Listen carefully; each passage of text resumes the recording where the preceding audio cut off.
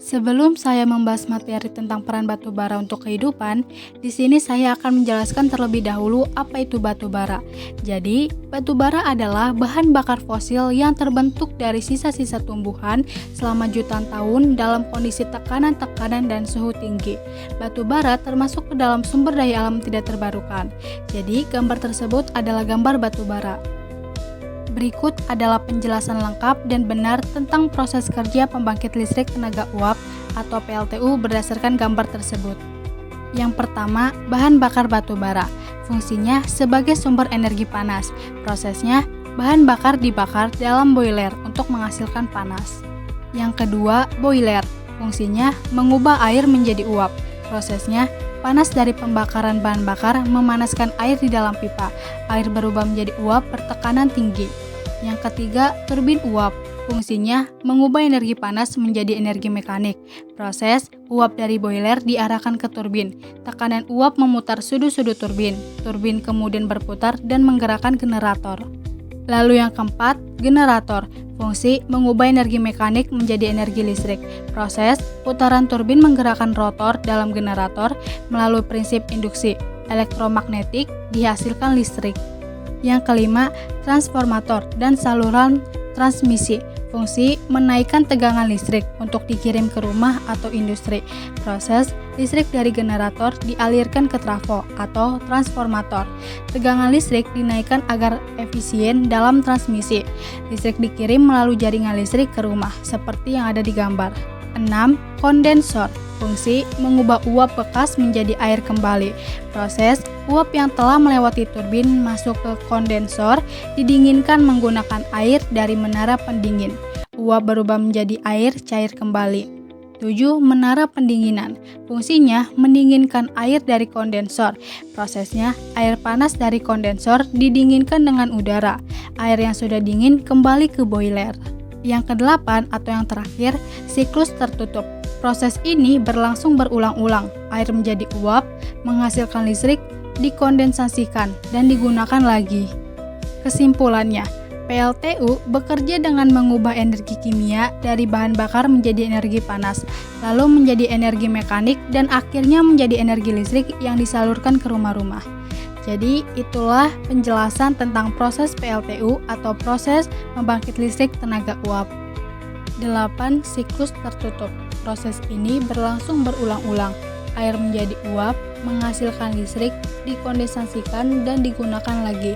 Jadi kesimpulan, PLTU bekerja dengan mengubah energi kimia dari bahan bakar menjadi energi panas, lalu menjadi energi mekanik, dan akhirnya menjadi energi listrik yang disalurkan ke rumah-rumah. Kemudian, lignit yang sudah dihancurkan dengan reaktor tersebut diangkut oleh dump truck menggunakan loader menuju ke pembangkit listrik. Kemudian dibawa melalui conveyor belt menuju full varicher untuk dihancurkan hingga menjadi fine powder atau bubuk halus. Setelah menjadi fine powder, kemudian dibawa menuju boiler. Fine powder ini kemudian dicampur dengan udara lalu dibakar agar menghasilkan suhu dengan temperatur lebih dari 2000 derajat Celcius. Selanjutnya, air akan dialirkan menuju pipa pada boiler. Air yang mengalir pada pipa di boiler tersebut kemudian akan menjadi uap air bertekanan tinggi dengan suhu 540 derajat Celcius. Uap air tersebut dialirkan menuju turbin dan mendorong bilah pada turbin yang membuat turbin shaft akan berputar. Pada ujung turbin shaft tersebut terdapat generator yang terdiri dari magnet dan serangkaian koil. Ketika magnet berputar di dalam koil, elektron pada koil akan mulai mengalir, dan aliran elektron ini adalah energi listrik. Energi listrik tersebut kemudian akan dialirkan menuju jaringan listrik. Uap air yang digunakan untuk mendorong turbin tersebut kemudian masuk ke dalam kondensor untuk diubah kembali menjadi bentuk air dengan cara didinginkan. Air tersebut nantinya akan dimasukkan kembali ke boiler untuk dipanaskan lagi. Di mana proses ini terus-menerus. Batu bara diambil dari tambang dan dikirim ke pembangkit listrik. Di sana, batu bara dibakar dalam sebuah katil besar atau boiler untuk menghasilkan panas. Panas ini digunakan untuk memanaskan air hingga menjadi uap bertekanan tinggi. Uap tersebut kemudian digunakan untuk memutar turbin.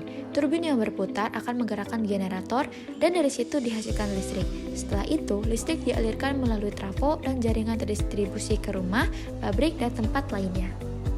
Energi listrik. 2. Transformasi tegangan. Di dekat generator, listrik dialihkan ke trafo penaik atau bisa disebut juga step up transformer. Lalu, trafo ini menaikkan tegangan dari 20 kV menjadi 150 sampai 500 kV agar bisa ditransmisikan dalam jarak jauh dengan rugi daya minimal. Listrik bertegangan tinggi dialirkan melalui saluran udara tegangan tinggi atau SUT atau saluran udara tegangan ekstra tinggi atau bisa disebut juga dengan SUTET. Menggunakan menara transmisi besar yang terlihat di berbagai wilayah seperti contohnya yaitu tower. Dialirkan ke gardu induk di dekat kota atau kawasan industri. Kelebihan dan kekurangan batu bara. Kelebihannya yaitu ada energi murah dan mudah diperoleh. Karena batu bara banyak tersedia di alam dan biaya produksinya relatif rendah dibandingkan sumber energi lain. Yang kedua, ada cadangan masih cukup banyak karena batu bara masih melimpah di banyak negara sehingga bisa digunakan untuk beberapa dekade ke depan. Yang ketiga, ada teknologi penggunaannya sudah matang karena penggunaan batu bara untuk pembangkit listrik sudah umum dan teknologinya sudah berkembang dengan baik. Lalu ada kekurangan. Yang pertama, menghasilkan emisi gas rumah kaca atau CO2 karena pembakaran batu bara melepaskan CO2 dalam jumlah besar yang mempercepat perubahan iklim. Yang kedua, ada polusi udara dan abu berbahaya karena menghasilkan polutan seperti debu halus, SO2, dan merkuri yang bisa mencemari udara dan membahayakan kesehatan. Yang ketiga, ada merusak lingkungan saat penambangan karena aktivitas tambang bisa menyebabkan kerusakan hutan, pencemaran air, dan erosi tanah. Yang keempat, ada tidak terbarukan karena batu bara berasal dari fosil jutaan tahun lalu dan tidak bisa diperbarui. Jika terus digunakan, lama-lama akan habis. Lalu, juga ada contoh pembangkit listrik batu bara di Indonesia. Contoh pembangkit listrik yang menggunakan batu bara adalah pembangkit listrik tenaga uap atau yang biasa disebut dengan PLTU.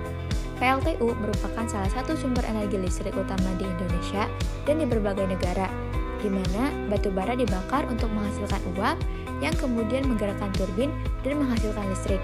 Pembangkit listrik tenaga uap atau PLTU adalah pembangkit listrik yang menggunakan uap panas untuk memutar turbin. Uap panas ini dihasilkan dari pembakaran batu bara.